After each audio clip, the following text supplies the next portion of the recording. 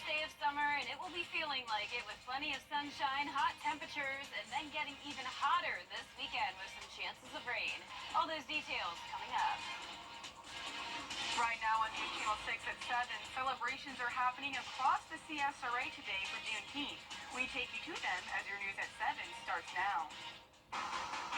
Live from Television Park, this is WJBF News Channel 6 at 7.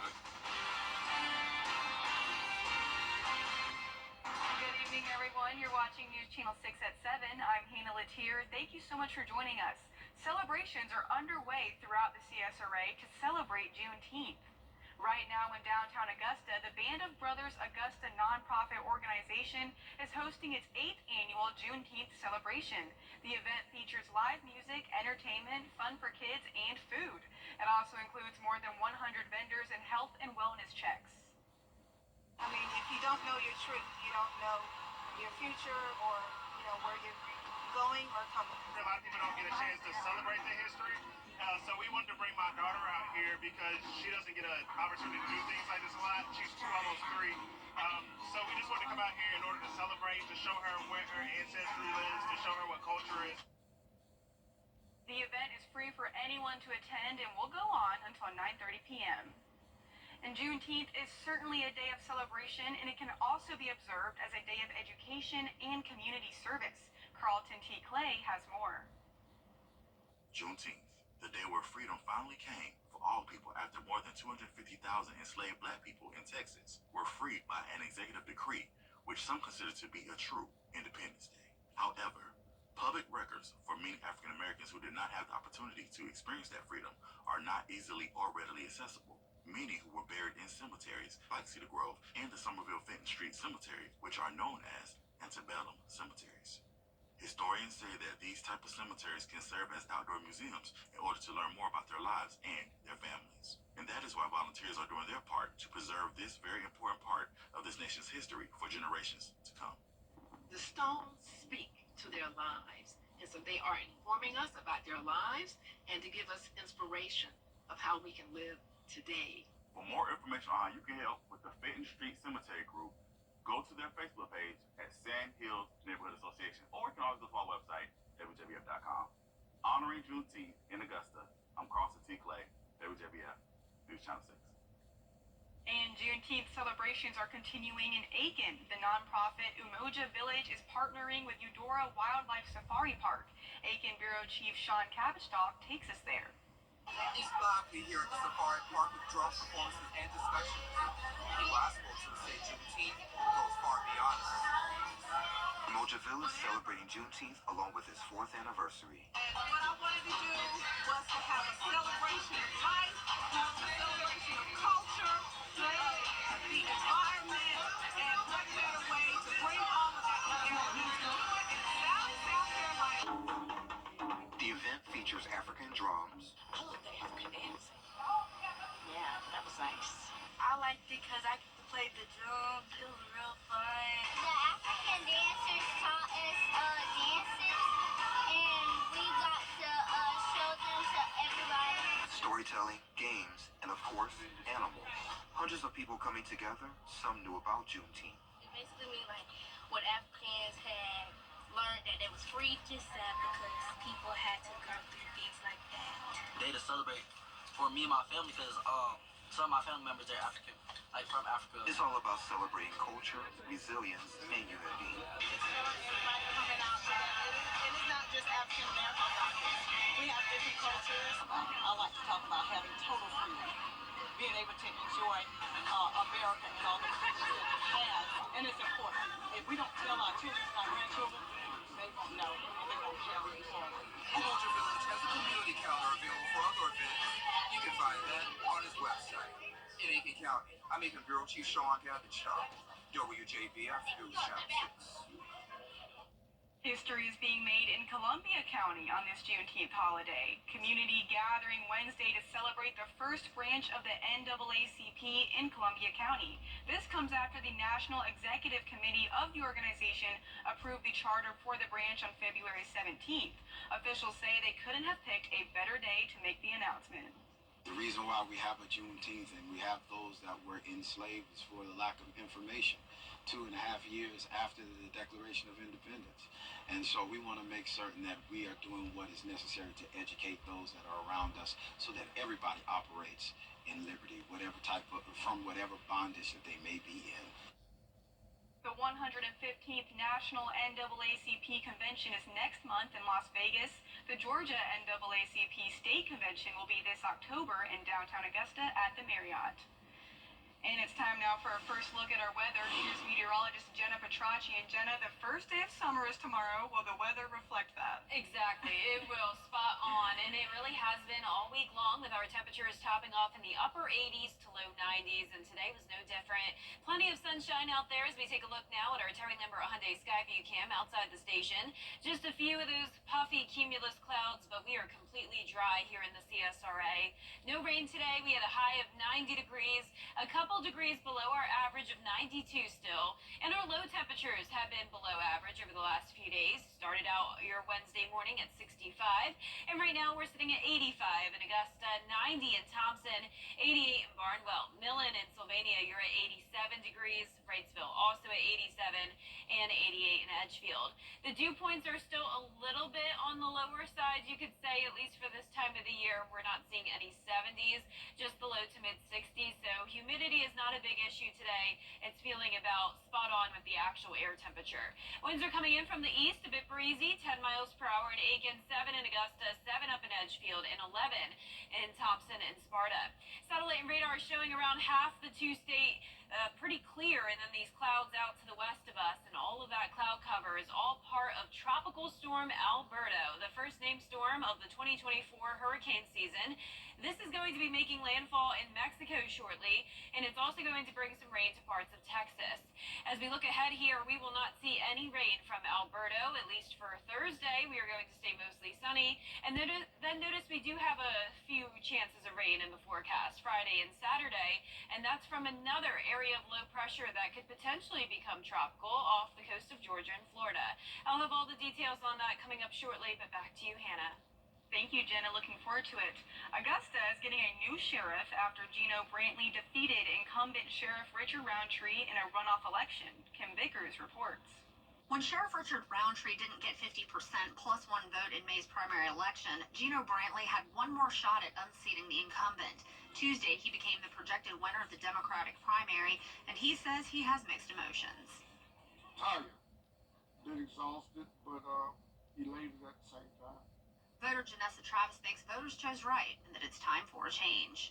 I think it's great. I think after 12 years, it's time for some new blood. The city has changed, and sometimes when you've been in a position for a long time, you kind of probably get stuck in your ways and may not be open to new things. So bringing somebody else in new, and I've seen Mr. Brantley at several functions, and I like the way what he says he's going to do with the city.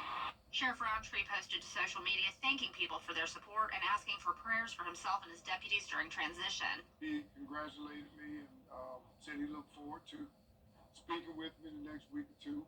Brantley says he talked to a lot of people while he's campaigning and that he hopes to address their concerns once he takes office. He adds that transparency is the best way to do that. By being engaged with in public forums, by having the deputies out in the neighborhoods, meeting with people, knowing the people, all that helps build trust and it helps bridge the relationship between the community and law enforcement. Travis tells me she was impressed by Brantley's plans when he was campaigning and looks forward to seeing if he can make a difference.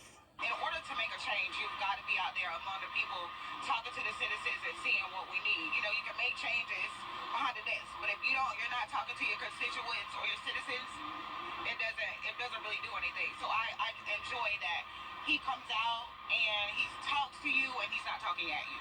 In Augusta, Kim Vickers, WJBF, News Channel 6. Brantley may face another candidate in November. Richard Dixon qualified as an independent candidate, and if he gets enough signatures on a petition, he will be on the ballot in the general election. And in the race for Augusta Superior Court Judge, Charles Lyons is the unofficial winner. He received 65% of the vote with nearly 13,800 casting their ballot for him. His challenger, Matt Madsen, received about 7,200 votes. And we now know the Republican nominee for a state house seat out of Columbia County, Rob Clifton, won the nomination over Paul Abbott.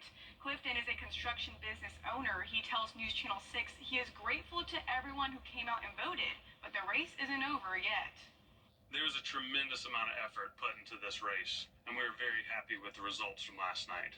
I want to thank my campaign team and supporters for all their hard work and dedication. I'm honored to be able to serve Columbia County, and I look forward to the challenges ahead.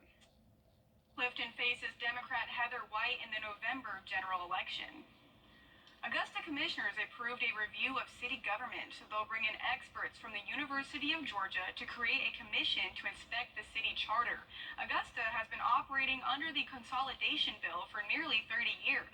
Some commissioners say city leaders need to give up their power and create a city manager form of government.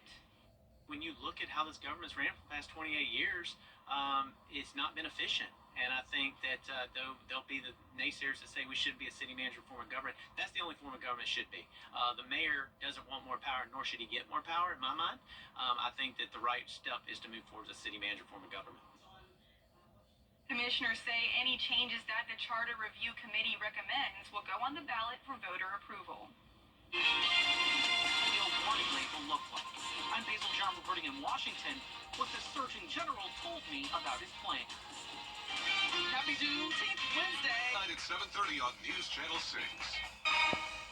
Something about the morning makes you feel good now. You know that I love you. Good morning, Augusta. Now, your most accurate forecast with WJBF Live Viper 6. Welcome back. It's always a funny time of the year because it's feeling like summer, but it's still spring, believe it or not. It's been hot for the entire month of June so far. We've had several days in the low 90s, but finally, the first day of summer will be tomorrow. So let's take a look at the beach here on our Terry Lambert Hyundai Skyview Cam down in Florida. Beautiful waves out there, beautiful day out at the water. 85 degrees here in town, 7-mile-per-hour winds, and dew points are in the lower 60s. Around the CSRA, upper 80s to low 90s, 88 in Crawfordville, 87 in Washington. Louisville, you're at 89 degrees, a bit cooler in Aiken at 85, 89 in Edgefield, and 86 in Allendale. The winds are a little bit breezy this evening, up to 17-mile-per-hour gusts in Aiken, 18 in Barnwell and Bamberg, and 20 down in Millen. Now, that's all due to a lot of activity going on around us. So even though it's quiet here in town, we do have the clouds out to our west, and we also have some showers moving in from the east. So we're kind of in between these two systems of low pressure. One of those is now Tropical Storm Alberto. We've been talking about this over the last few days. It was potential Tropical Cyclone 1 yesterday, and now it finally has that tropical structure as it's about to make landfall in Mexico tomorrow morning. Luckily, winds are very weak, though. It's only at 40 miles per hour, and it's only going to strengthen up to 45 miles per hour, so a very weak tropical storm. And most of Texas is actually dodging the rain, so the majority of the activity is to our south. Now, this is not Alberto. This is an additional area of low pressure that will form over the weekend that we'll keep a close eye on then. And then we also have that low pressure area off our coastline at a 20% chance of development. So that's the reason for the gusty winds tonight, and for tomorrow, winds will still be breezy up to around 18 miles per hour, and then they'll settle down over the weekend. Temperatures are still going to hover around the 90-degree mark over the next couple of days, but we'll heat up into the mid to even upper 90s this weekend and into next week, along with a few showers and storms around, but it doesn't look like this weekend will be a washout by any means. You'll just want to keep the rain gear handy if you have any outdoor plans. Here's a look at tonight at 10 o'clock, just the clouds moving in and out. Completely dry for your Thursday. We'll have a decent amount of sunshine in the afternoon, and then you can see this low pressure moving in towards the coast. This will not become a named storm. It has a very low chance of development, but nonetheless, it will bring us a few spotty showers and storms, enough to give us a brief cool down, but overall, once again, nothing significant for your Friday all the way through Sunday. Our lows tonight will be in the mid to upper 60s, and our highs tomorrow will all be around 90 degrees. And your 10-day forecast looks hot all the way through next week. We will see a lot of mid to upper 90s But once again, no chance of rain tomorrow, mostly sunny, and then those rain chances go up to 30% Friday through Sunday, and a 40% chance of rain pretty much all next week, which is pretty good news, Hannah, because we could definitely use the rain. We could use the rain, but I like the weather today a lot. I like the nice breeze. Yeah. That was nice. But I also did have a quick question for you. Yes. What makes a tropical storm tropical? Oh, I'll have to explain later because we probably don't have a ton of time. Okay, cool. But it needs the 40 mile per hour wind gusts. The more you know. Yep. Well, thank you so much, Jenna. Coming up, remembering Major League Baseball star Willie Mays, who passed away at the age of 93. How the world is paying tribute to Mays when we return. Of course. Favorite brands, lowest prices. The WJBF Live Viper 6 Skyview Network is sponsored by Terry Lambert Hyundai. Low prices, big selection, and committed to quality customer service.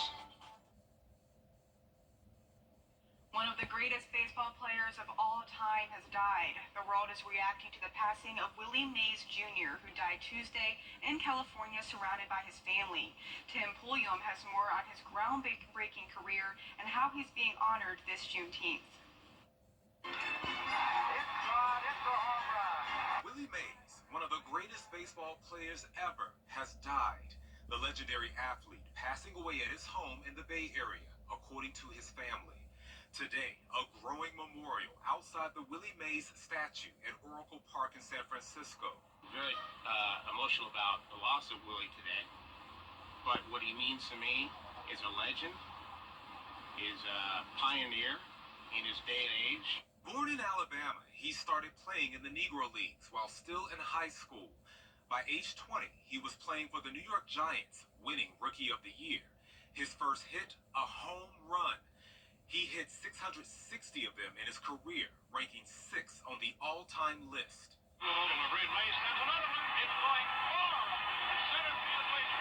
In 1952, Mays was drafted into the Korean War, missing 2 seasons. He returned to the game with an MVP season, topped by this moment known as the catch.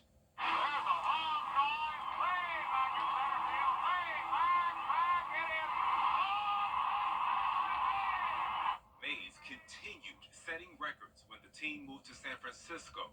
He would come back to New York to play and end his career in 1973 with the Mets. Mays was a 24-time All-Star, inducted into the Hall of Fame in 1979. The Giants chairman says Mays had a profound influence not only on the game of baseball, but on the fabric of America. Today, President Biden releasing this statement, writing, "He not only entertained, above all, he inspired millions of people of all races to help break through the color line of sports. On this day, we remember Willie Mays as part of the long line of black patriots who have helped us see a better version of ourselves as Americans and as a nation." Willie Mays was 93.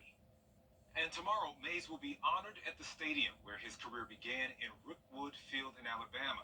The Giants will play the Cardinals in the first Major League game to be played in that stadium. Tim Pulliam, ABC News, Los Angeles. Ready to develop more than a... Home! Hamrick's legendary truckload sale is back! The CSRA is full of amazing women. Women who inspire. Women who innovate. Women who lead. That's why News Channel 6 brings you Women to Watch. On the last Wednesday of each month, News Channel 6 recognizes local businesswomen who are making a positive impact in our community. Nominate someone today at WJBF.com. Sponsored by Goodwill. Ready to develop more than a career? /career. A Japanese supermarket has implemented an extra slow checkout line for the elderly, disabled, and anyone who just can't get through the process quickly. Customers can spend upwards of 20 minutes checking out and they are never rushed. The thoughtful customer service is paying dividends. The store reports a 10% increase in sales since this no-rush lane was established. That is so cute. I hate that. I think it's cute, but I would never use it. I like make it a race when I'm in the I am so impatient. Well, our 10-day forecast showing a beautiful day tomorrow for the first day of summer. High of 90 all the way into the mid-90s this weekend with a few showers and storms around, and then hot and stormy all of next week. And we will see you again at 10 o'clock tonight, and Entertainment Tonight is next. Thank you so much for watching.